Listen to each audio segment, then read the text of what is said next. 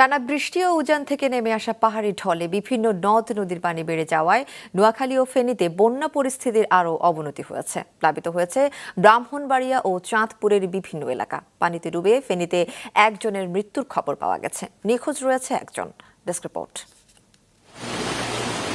মোহরী, কহুয়া ও সিলোনিয়া নদীর ফেনীর পরশুরাম ও ফুলগাজী এলাকায় বাঁধের ভাঙা অংশ দিয়ে অনবরত ঢুকছে পানি। প্লাবিত হয়ে পড়ছে গ্রামের পর গ্রাম। এরই মধ্যে পানিবন্দী হয়ে পড়েছেন দুই উপজেলার লক্ষাধিক মানুষ। রাস্তাঘাট ডুবে যাওয়ায় ভেঙে পড়েছে সড়ক যোগাযোগ ব্যবস্থা। অনেকদিন ধরে অনাগত বৃষ্টির কারণে আমাদের প্রায় বাড়ি 10-12 গিরি সবার ঘর ডুবে গেছে। ভাত রান্না করতে অসুবিধা হয়েছে, তারা অনেকেই ঘরে রান্না করছে, কেউ গেছে টাকা, তাদের টাকা আছে, তারা টাকা এনে দেয়। অনেক গরিব ছেলে, তারা দিন মজুর করে, তারা দিন মজুর জন্য করতে পারতেছে না। থেমে থেমে মাঝারি থেকে ভারী বৃষ্টি হচ্ছে নোয়াখালীতে, সেই সাথে অব্যাহত রয়েছে পাহাড়ি ঢল। নতুন করে পানিবন্দী হয়ে পড়েছেন শহরের বিভিন্ন এলাকা সহ 9 উপজেলার কয়েকশো মানুষ। ভেসে গেছে কয়েকশো মাছের প্রজেক্ট, মুরগির খামার এবং আমনের বীজতলা। এদিকে ঝোড়ো বাতাসে ভেঙে গেছে গাছপালা। খুঁটি উপড়ে পড়ায় বিদ্যুৎহীন হয়ে পড়েছে কয়েকটি এলাকা। বিপদে আছে, রান্নাঘরে পানি ঢুকে গেছে, এখন বড় ঘরে ভাত খেতেছি টিন দিয়া, তারপরেও বড় ঘরে পানি ঢুকে গেছে, ঘর পড়ে যাইতেছে। বিদ্যুৎ নাই, আমাদের বিদ্যুতের অভাবে অনেক কষ্ট করতেছি। আমাদের ঘরের ভিতরে পানি ঢুকে গেছে, খাটের উপরে বসে যেত, বাচ্চা কাচ্চা বিভিন্ন টেনশন আছে, বুঝছেন নি। এমনকি বিভিন্ন রোগ দেখা দিচ্ছে, জ্বর টর, সর্দি কাশি, বিভিন্ন সমস্যায় ভুগতেছি আমরা। এদিকে পাহাড়ি ঢলে প্লাবিত হয়েছে ব্রাহ্মণবাড়িয়ার আখাউড়া স্থলবন্দর সহ আশেপাশের 10 গ্রাম।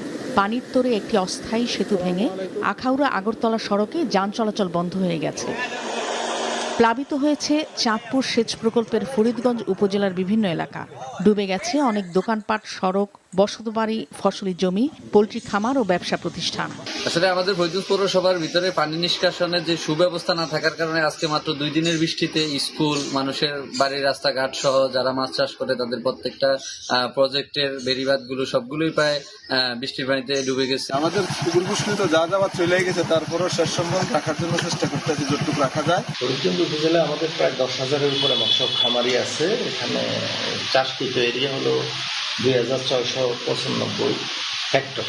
ওনাদের এই খামারগুলার পানি, বন্যায় অতিরিক্ত পানি ওভারফ্লো করতেছে। এই মুহূর্তে আমরা তাদেরকে নেট দেওয়ার জন্য চারিপাশে নেট দিয়ে যাতে মাছ বেরিয়ে না যায় এই জন্য প্রয়োজনীয় ব্যবস্থা গ্রহণ করার জন্য পরামর্শ দিচ্ছি। আবহাওয়া অফিসের তথ্যমতে পটুয়াখালী সহ 11 জেলায় সর্বোচ্চ 60 কিলোমিটার বেগে ঝড় ও বজ্র সহ বৃষ্টি হতে পারে।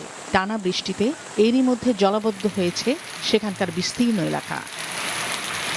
নাদিয়া আফরিন, মাছরাঙা নিউজ ডেস্ক।